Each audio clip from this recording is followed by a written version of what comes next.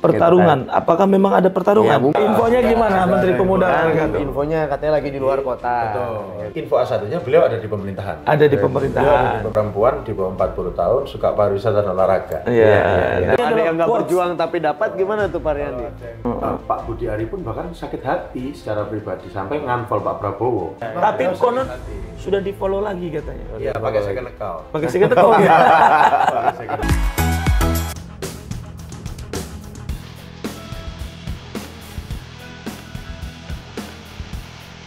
Tentunya kita membahas soal reshuffle kabinet. Jadi hari Senin lalu kita ada reshuffle kabinet, ada menteri yang dicopot dan ada kementerian baru. Nah, yang paling menarik adalah ada satu sosok menteri yang tentunya sudah lama menghiasi pemerintahan kita sejak era Presiden SBY. Ya. Kemudian lanjut kedua periode di era Jokowi, ya Pak Jokowi, kemudian masih juga di posisi yang sama di era awal-awal Presiden Prabowo, yaitu digantinya Ibu Sri Mulyani sebagai Menteri Keuangan dengan sosok yang baru. Nah, sementara setidaknya udah 3 periode atau 3 presiden, wajah keuangan kita atau wajah Menteri Keuangan kita dengan wajah yang sama. Nah, kita akan bahas lebih lanjut bersama kedua teman kita, kedua saudara kita. Oke, kita mulai ya, teman-teman. Nah, menurut teman-teman, menurut Riyandi dan Bayu, bagaimana melihat reshuffle kali ini yang sepertinya ini reshuffle pasca rangkaian aksi dari 25 Agustus, kemudian direspon dengan perombakan kabinet. Setidaknya di sektor ekonomi ada Menteri Keuangan, Menteri Koperasi, kemudian sektor lainnya ya, ada juga Menteri Pemuda Olahraga juga ada perubahan, dalam sektor keamanan juga Menko-nya juga perubahan, dan ada muncul menteri yang baru. Perubahan nomenklatur kementerian. Gimana menurut Bayu? Oh ya, dari saya dulu ya. Dari Bayu dulu. Ya, jadi memang kalau kita bicara reshuffle kabinet ini, memang kan kita tahu ini adalah hak prerogatif dari presiden. Gitu. Yang tentu presiden punya banyak pertimbangan dalam menentukan siapa saja yang diganti dan juga siapa yang menggantikan gitu. Dan ini kan kemudian menjadi perbincangan publik ya, yang walaupun sebenarnya saya kira presiden lah yang paling tahu kebutuhannya gitu kan. Nah, memang yang paling menarik mungkin nanti Mas Riyandi lebih kepada point of view politiknya gitu ya.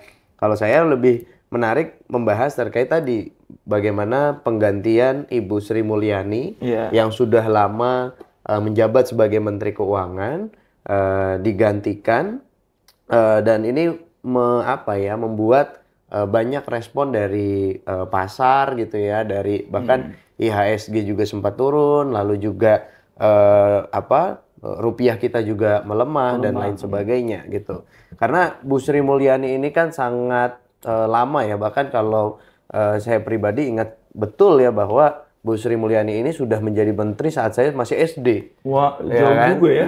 Jadi Bu Sri Mulyani ini menemani perjalanan kita ya, melihat bagaimana setiap 16 Agustus pidato nota keuangan presiden misalnya gitu ya. Mungkin itu juga adalah 15 Agustus ya, input daripada Bu Sri Mulyani. Dan saya pribadi melihat Bu Sri Mulyani ini dikenal sebagai sosok yang memang menjaga betul stabilitas fiskal kita, gitu. Jadi wajar memang saat market bergejolak karena banyak spekulasi-spekulasi menteri yang baru ini ya, Pak Purbaya ya. Pak Purbaya ini akan lebih banyak spendingnya dibandingkan berhati-hati seperti Ibu Sri Mulyani. Nah, ini memang menjadi dua mata pisau ya, karena yang pertama, spending yang banyak dari pemerintah tentu akan menjadi penggerak ekonomi di masyarakat kita jika dikelola dengan baik, gitu kan. Nah, yang kedua, tapi ini juga membuat dunia internasional maupun market kita saat ini melihat bahwa ada uncertainty gitu ya, ada ketidakpastian gitu dari policy apa nih yang akan dibuat oleh Menteri Keuangan baru gitu, yang mungkin akan punya paradigma ekonomi yang berbeda dengan Ibu Sri Mulyani.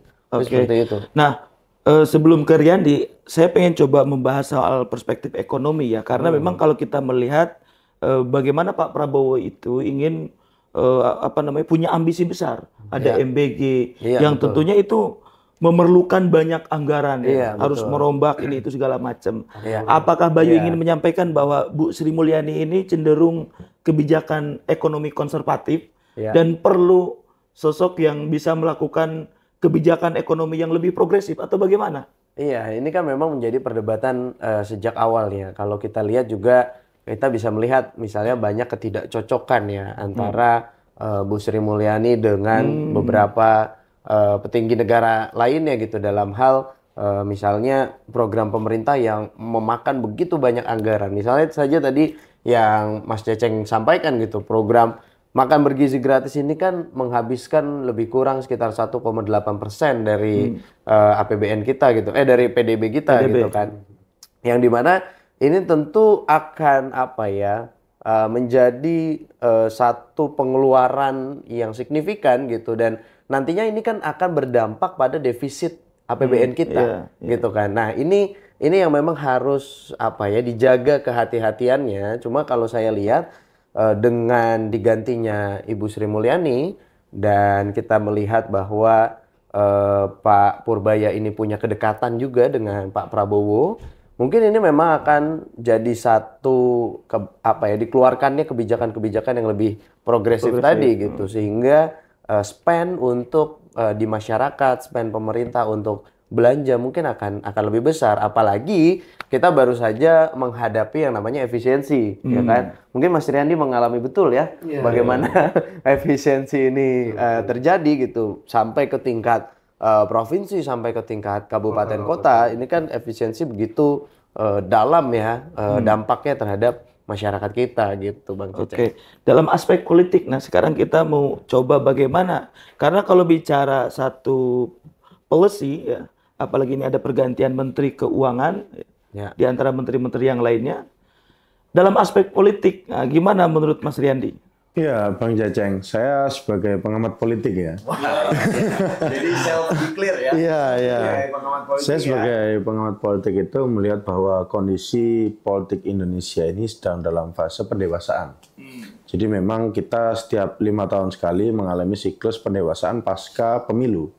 Ketika di tahun 2024 kemarin, ketika hampir 60% mayoritas koalisi itu mendukung Pak Presiden Prabowo, memang setelah itu pasti akan ada puzzle-puzzle yang harus disusun ulang, di mana memang nanti sinkronisasi seperti inilah yang ditunjukkan oleh Pak Presiden, bahwa dalam satu kepemimpinan itu harus memiliki sebuah loyalitas yang tinggi.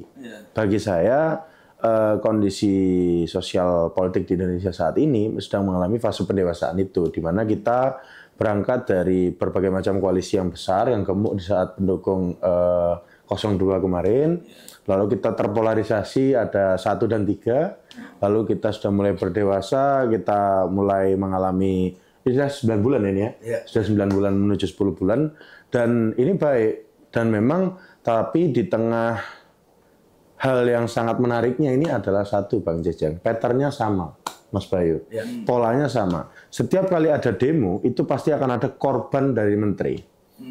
Oh iya, Iya, patternnya sama. Dari Rangkaian aksi demonstrasi tanggal 25 kemarin memang eskalasinya semakin naik semakin hari. Karena pattern yang pertama ketika reshuffle pertama di kabinet Bapak Presiden Prabowo, itu adalah terjadi demonstrasi di internal kementerian. Di internal kementerian, di mana kita tahu sudah hampir 80 tahun Indonesia berdiri, belum pernah ada ceritanya ASN demo. Menristek Dikti, mengorbankan Menristek Dikti, di mana itu tidak sampai 24 jam langsung diganti.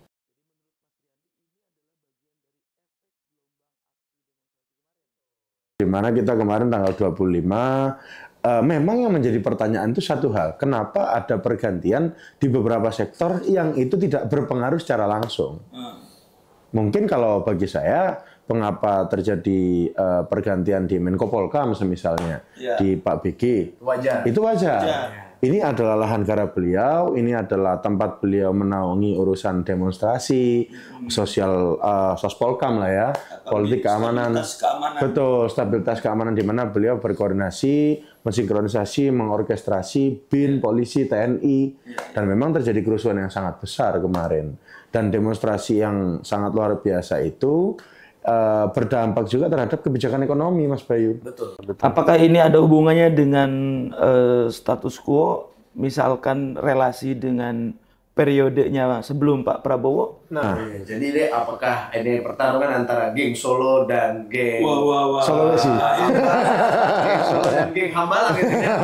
Gimana tuh? Ya, kalau menurut saya ini sangat seru sebetulnya, Bang Jajeng, karena sejatinya menurut saya di dalam barisan Pak Prabowo itu sudah tidak ada lagi namanya geng Solo dan juga geng Hambalang. Semuanya ini kabinet pemerintahan, semuanya merah putih. Semuanya merah adalah putih. geng Jalan Merdeka. Betul, semuanya satu lingkup di Istana Merdeka itu. Iya, Sangat menarik sebetulnya. Memang apa namanya perlu kita lihat dan kita cermati nama-nama yang di reshuffle itu patut diduga dan terindikasi behind-nya itu kemana-mana. Nah, ini yang menariknya ya. Terutama kan ada Menteri Koperasi yang dulu itu sempat digoyang-goyang. Terus kemudian Pak BG yang dulu juga sempat digoyang mau jadi Kapolri dan lain sebagainya. Ini kembali lagi ke konteks yang saya kira cukup menarik karena kalau yang lain itu dalam proses dia di kementerian berubah berpindah.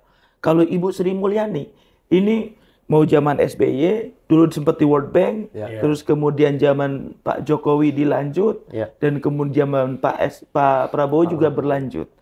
Nah, secara tadi sudah diulas mengenai perspektif ekonomi. Nah, sekarang dalam perspektif politik ini bagaimana?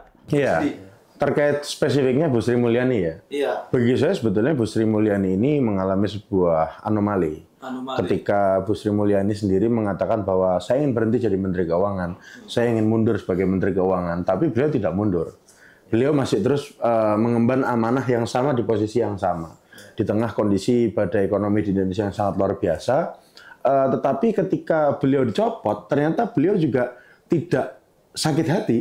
Beliau juga tidak mengekang kekuasaan itu secara keinginannya sendiri, tapi memang dilepaskan dan memang transisi kekuasaan berjalan sangat mulus. Ketika kemarin sertijab dan sebagainya, bisa kita lihat di media sosial bahwa semua ASN di Kemenkeu luar biasa. Memang euforianya ketika melepas kepergian pada saat sertijab Bu Sri Mulyani. Dan ini menandakan bahwa Bu Sri Mulyani merupakan sosok yang sangat kuat di urusan kebijakan moneter fiskal. Dan terkait dengan hal ini, memang sebetulnya apa yang menjadi pertanyaan sebetulnya, mengapa Pak Purbaya?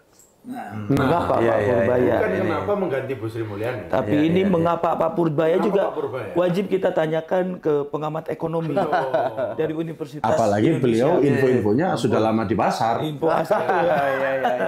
Nah, Iya, jadi di Pasar Senen, Pak. bicara politik itu tidak bisa kita lepaskan dari kebijakan fiskal, dari isu-isu ekonomi karena apa namanya keberhasilan di dunia politik tentu juga salah satu tolok ukurnya adalah ekonomi. Nah, tadi sudah dibahas kenapa Pak Purbaya? Nah, ini menarik ya. Pertama tadi saya coba membahas lagi terkait indikasi pertarungan antara geng Solo dan geng Hambalang ini gitu kan. Kalau buat saya pertarungan dua kubu ini tidak begitu penting, terutama untuk masyarakat kita. Pertarungan, apakah memang ada pertarungan? Ya mungkin kalau ada indikasi-indikasi itu. Indikasi gitu kan. ya. Karena masyarakat kita tidak peduli siapa yang duduk di kursi menteri, siapa yang menggantikan posisi apa sebagai apa gitu kan. Yang masyarakat kita hari ini rasakan adalah misalnya lapangan pekerjaan sulit. Gitu. Lalu juga misalnya harga bahan pokok naik gitu. Lalu masyarakat kita banyak yang belum bisa mengakses pendidikan sampai ke pendidikan tinggi gitu. Jadi Sektor mikro ya. iya, jadi itu yang perlu dilihat juga bahwa reshuffle ini harus bisa menjadi ajang evaluasi juga bagi pemerintah untuk melihat lagi masalah real apa di masyarakat. Jadi bukan hanya tentang peta politik di atasnya gitu, tapi bagaimana kondisi real sektor ekonomi masyarakat kita gitu. Kalau tadi Bang Ceceng bilang politik itu berpengaruh ekonomi itu berpengaruh terhadap politik, menurut saya kebalikannya gitu. Politik itu yang sangat berpengaruh terhadap ekonomi. Atau gitu kan. kedua-duanya saling mempengaruhi. Iya, mungkin ya kausalitas lah ya, sebab akibat gitu kan. Jadi naiknya Pak Purbaya ini kalau kita lihat memang direspon negatif oleh pasar. Direspon negatif oleh IHSG dan lain sebagainya. Anjlok dan lain sebagainya. Tapi ya ini kemudian memang kita masih lagi-lagi spekulatif juga ya, belum 2 hari beliau menjabat gitu kan, tapi memang kalau saya lihat statement publiknya ini sudah agak mengerikan ya, karena kenapa dipilih oleh Pak Prabowo, mungkin karena saya jago gitu kan. Siap Bang Jago gitu. Bang Jago itu nama merek juga itu. Oh iya benar. Iya. Beda. Bang Jago itu merek juga beda. Iya, jadi memang tapi Pak Purbaya juga sudah mengakui ya kesalahan itu dan akan memperbaiki lagi komunikasi publiknya. Tapi lebih daripada komunikasi publik, sebenarnya yang ingin kita lihat kan adalah bagaimana kebijakan, polisi apa yang akan dibuat setelah ini, kebijakan fiskal apa yang akan dibuat setelah ini gitu. Dan yang paling penting juga adalah bagaimana nantinya Pak Purbaya ini bisa transparan dalam membuat kebijakan dan juga mengeksekusi kebijakan-kebijakan di sektor keuangan gitu. Karena ini kan juga menjadi tuntutan ya dari kalau kita lihat di media sosial ya, ada tuntutan 17+8 ya kan. Berapa tuh 17 tambah 8? 25. Iya, 20-an. 100 buat Anda.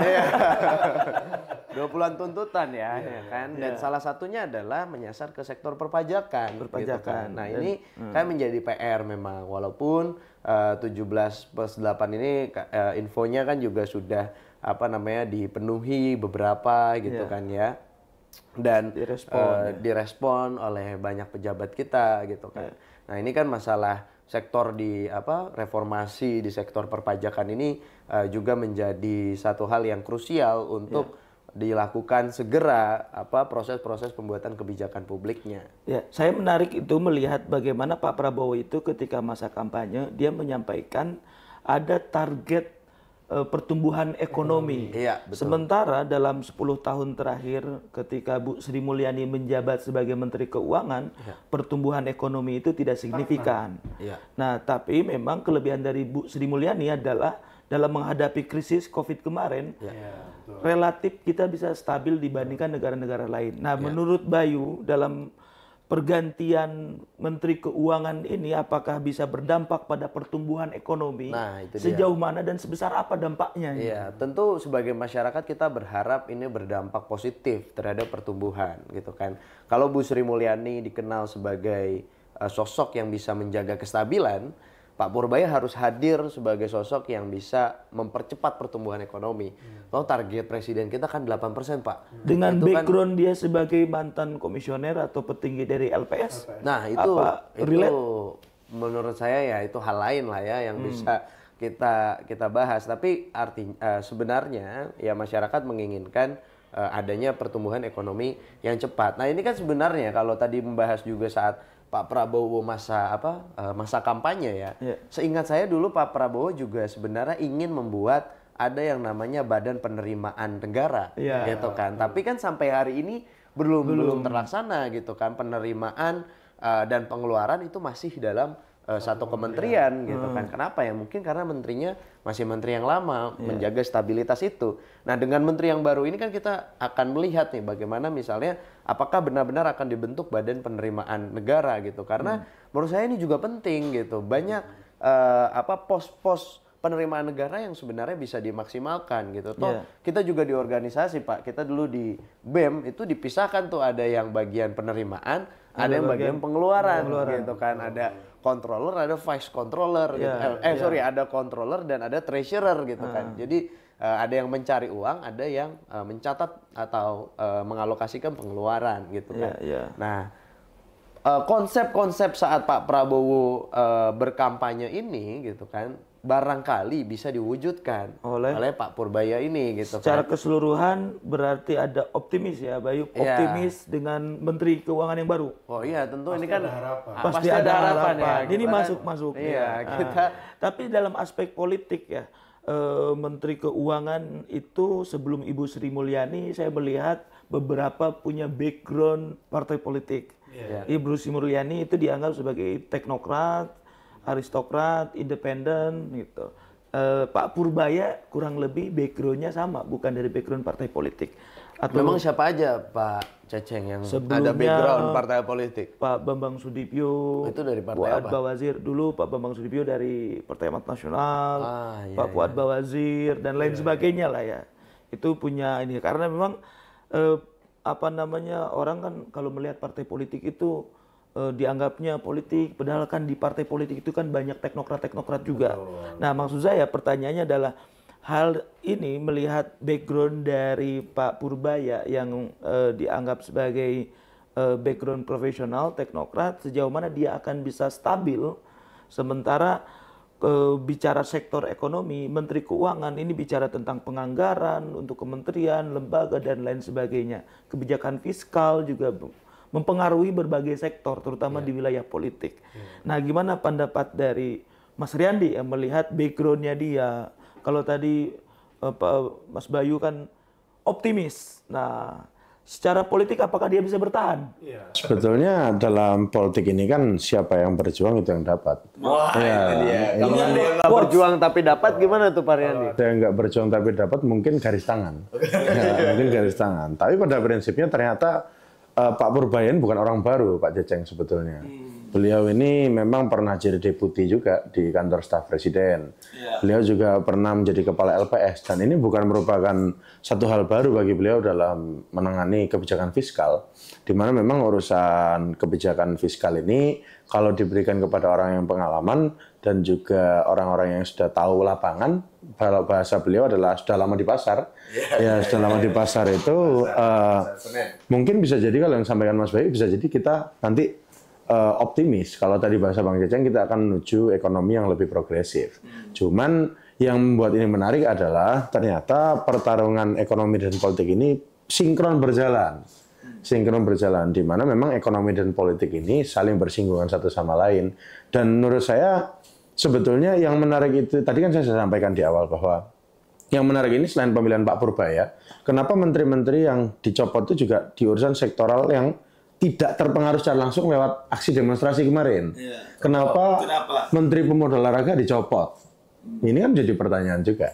Kenapa Menteri P2MI juga dicopot?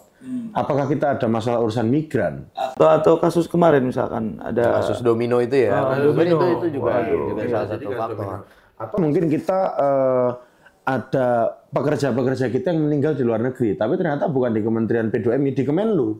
Ya kan? Ini kan menjadi masalah juga. pekerja migran tapi menteri migrannya belum bisa mengadvokasi ya. Betul. Nah, ini kan banyak sekali pertanyaan-pertanyaan, apalagi belum lagi kalau kita bahas hari ini naik tingkatnya Badan Haji menjadi Kementerian Haji.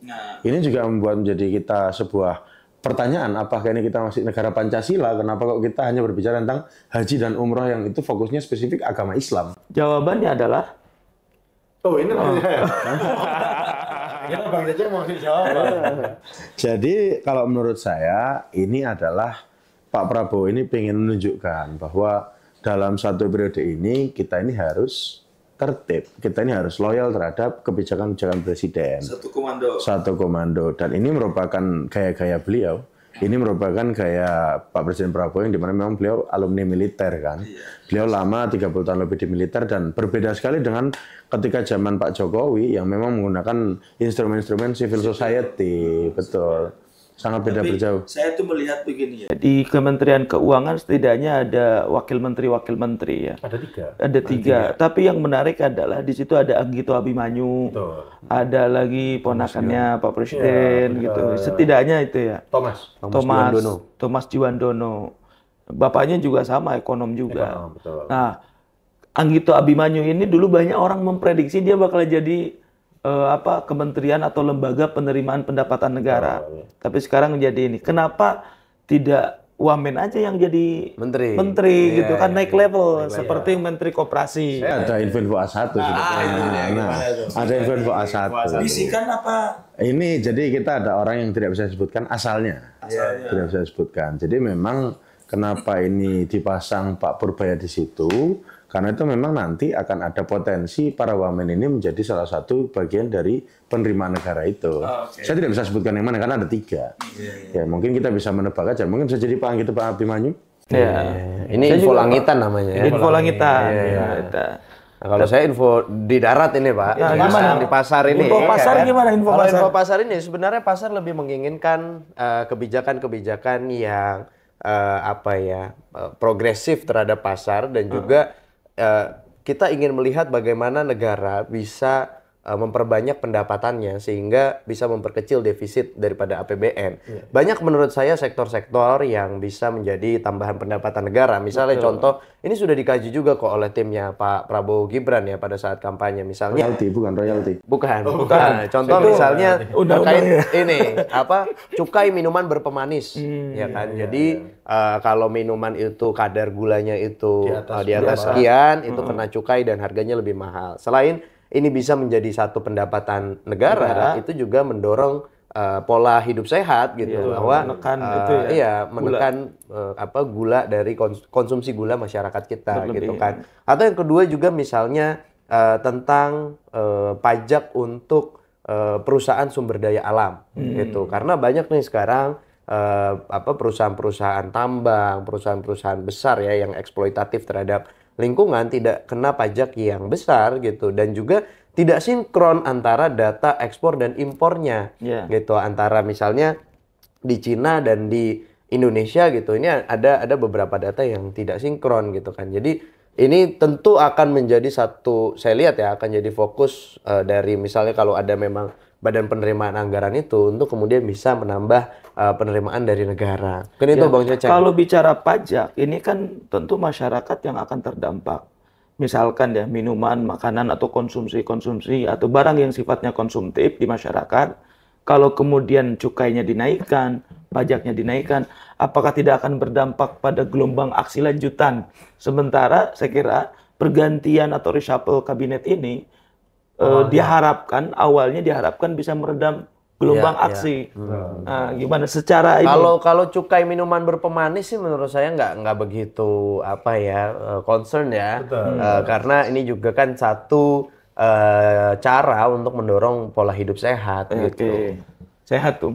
Sehat, ya, alhamdulillah. Memang ada banyak sektor juga ya, koperasi juga ini menarik. Karena koperasi di tengah program prioritas Pak Prabowo ya. Betul, ada program prioritas Pak Prabowo yaitu sektor koperasi ya, ada koperasi merah putih, koperasi desa, koperasi kelurahan. Di tengah proses itu Menteri Koperasinya juga diganti. Nah, gimana dampak politiknya buat teman-teman? Nah, terutama Mas Ndi membaca ya. Karena yang satu, Menteri Koperasi lama, dia adalah pemimpin relawan Pak Jokowi. Di sisi lain, wamen yang menggantikan yang sekarang menjadi Menteri Koperasi adalah orang kepercayaannya Pak Prabowo. Nah, secara politik gimana Mas Ndi? Jadi memang ada satu hal yang mengecewakan sekali bagi Pak Presiden Prabowo terhadap kinerja dari Pak Budi. Jadi memang Pak Budi ini salah satu menteri dengan angka kinerja yang tidak memuaskan. Dianggap kurang perform. Betul, kurang perform. Dan Pak Presiden Prabowo ini kan merupakan orang dengan pemikiran yang teknokratik ya. Dan beliau sangat-sangat concern terhadap pemikiran di mana orang itu bekerja sesuai dengan KPI-nya lah ya. Bukan masalah yang online-online itu? Bukan. Jadi online-online itu sebetulnya ini adalah hal-hal yang diselewengkan saja. Ini kan kita pasti berbicara fakta bahwa Kementerian Koperasi belum perform. Yang perform itu kan malah Kemenkopangan. Pak Menkopangan itu sebagai Ketua Satgas Kopdes Merah Putih, itu memang fakta, bukan Pak Menteri Koperasi. Dan ini merupakan sebuah hal yang bagi saya Pak Presiden Prabowo sangat concern di sana, dan pergantian pemain di sektor koperasi ini pasti itu akan meningkatkan daya beli, terutama di tingkatan masyarakat desa. Setidaknya Menteri Koperasi yang baru ini bisa berkolaborasi dengan Menko Pangan yang dalam hal ini adalah Ketua Satgas Kopdes ya. Merah Putih. Dan Saya rasa bukan hanya secara politik ya, Pak Budi Ari pun bahkan sakit hati secara pribadi sampai nganfol Pak Prabowo. Iya, iya. Rame itu. Itu benar itu ya? Betul. Oh benar Ini ya. serius ini. Info satu lagi nih Pak. Iya. Tapi konon sudah di-follow lagi katanya. Iya, pakai second account. Oke, saya kata kok. Nah, Jadi memang ternyata Pak Budi Ari ini belum menerima kondisi karena beliau merasa bahwa ini adalah, kalau tadi disampaikan sama Bayu, ini pertarungan geng Solo dan geng Hambalang yang sebetulnya memang tidak ada. Tidak ada karena terbukti hari ini contoh saja Pak Kapolri. Pak Presiden sangat percaya betul dengan Pak Kapolri, di mana Pak Kapolri juga berhasil menyelesaikan situasi Kamtipmas kemarin yang memang sangat berdampak luar biasa. Malah yang terkena isunya dan terkena imbasnya, impactnya adalah Pak Menko Polkam. Betul, karena beliau tidak bisa mengorkestrasi antara TNI, Polri, dan BIN. Dan ini merupakan satu hal dalam politik, ini menunjukkan bahwa kalau tidak kita bisa bekerja, coba cari tempat yang lain. Itu yang ingin ditunjukkan oleh Pak Prabowo sinyalnya. Pertanyaan terakhir saya, menurut Riyandi dulu ya, nanti ke Bayu. Nah, apa yang harus dilakukan oleh para menteri-menteri yang baru, terutama misalkan Menteri Ekonomi, Menteri Koperasi, menteri-menteri di sektor ekonomi, sehingga target Pak Prabowo bisa tercapai? Setidaknya target Pak Prabowo pernah sampaikan adalah pertumbuhan ekonomi. Nah, secara politik apa yang harus mereka lakukan? Ya, jadi saya dulu ya, Bro, ya. Silakan. Saya melihat bahwa banyak sekali yang sektor-sektor ini itu bisa dikembangkan sebetulnya. Salah satunya adalah Menteri Pemuda Olahraga yang sampai hari ini, per detik ini kita belum tahu siapa. Dan ini memang Udah ada info satu nih. Infonya gimana Menteri Pemuda Olahraga? Infonya katanya lagi di luar kota. betul. Ya kan? Jadi yang bersangkutan ini adalah perempuan. Perempuan. Usia di bawah 40 tahun. Masih muda. Masih muda. Gemar berpariwisata dan juga olahraga. Nah, gemar menghimpun anak muda juga. Iya, kemarin. dan bagi kita ini menjadi sebuah pertanyaan besar. Iya, siapakah sosok ini? Betul, karena di dalam namanya itu ada I-nya juga. Iya, ada ini ya. Ini nanti I-nya itu siapa, nanti mungkin kita bisa saling mencari bersama. Mencari bersama. Raffi Ahmad.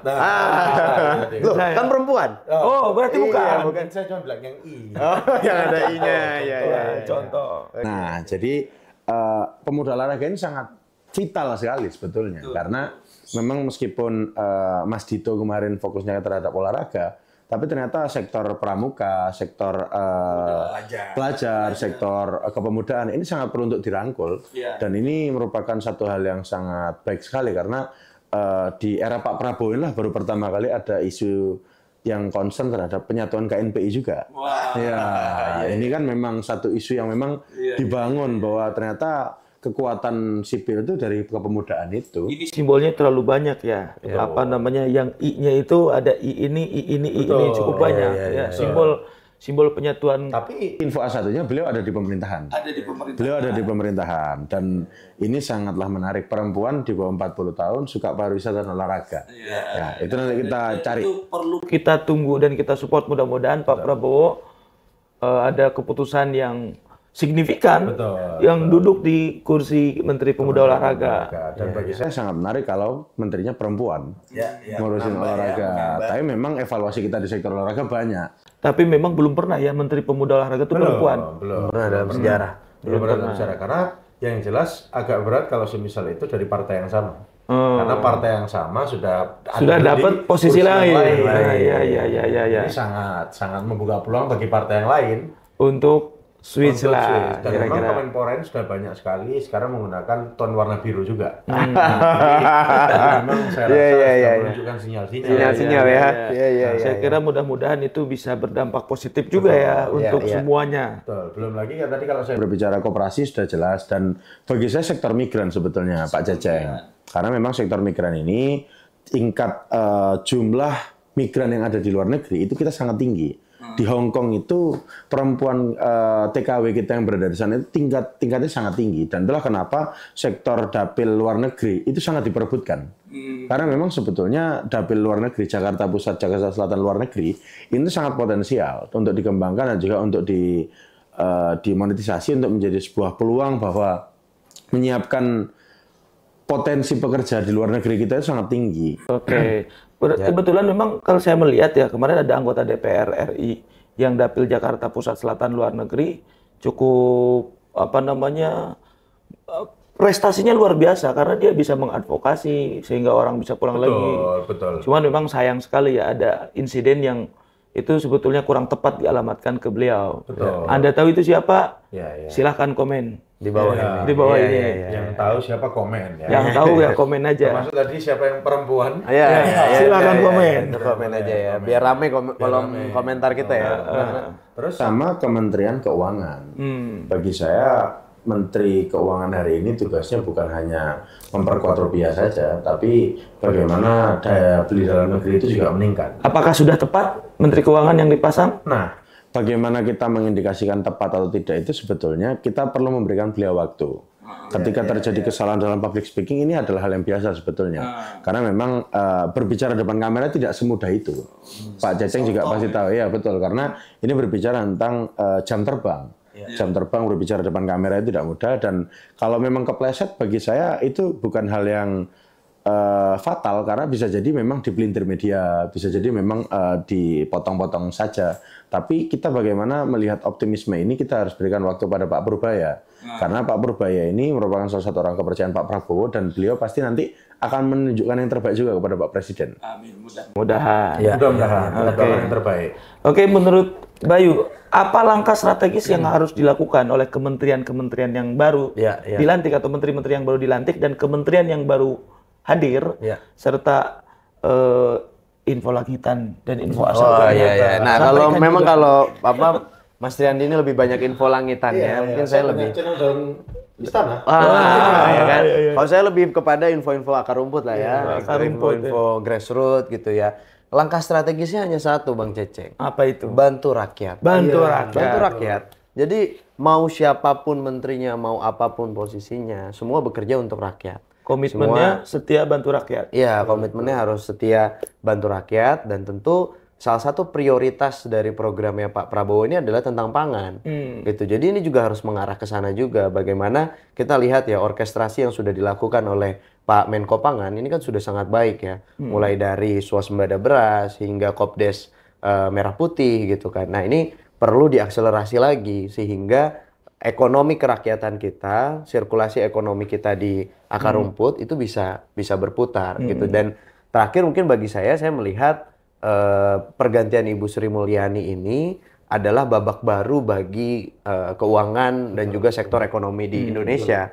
13 tahun sudah kita merasakan sektor keuangan dipimpin oleh beliau.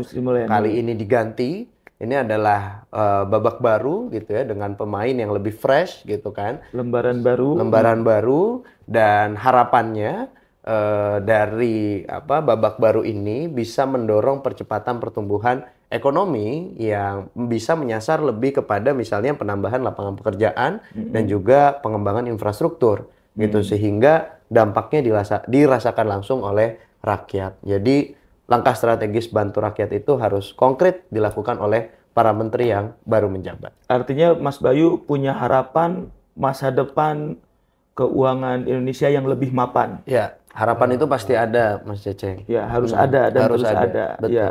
Oke, teman-teman, itu tadi pendapat dari dua teman kita, dua kawan kita yang tentunya dia bisa memberikan pandangan yang berbeda, dan tentu kalau teman-teman punya pandangan dan opini berbeda, silahkan sampaikan opini teman-teman di kolom komentar. Kolom komentarnya tidak kita kunci. Kita buka selebar-lebarnya supaya teman-teman bisa berkomentar sebebas-bebasnya. Oke, sekian episode kali ini. Teman-teman, jangan lupa subscribe, share, komentar, like, dan kemudian silahkan sebar ke semua penjuru negeri. Sehingga apa yang kita bahas kali ini bisa bermanfaat dan kita juga lebih semangat untuk buat konten dan diskusi-diskusi yang lebih menarik di episode selanjutnya. Sekian episode kali ini. Terima kasih. Wassalamualaikum warahmatullahi wabarakatuh. Waalaikumsalam.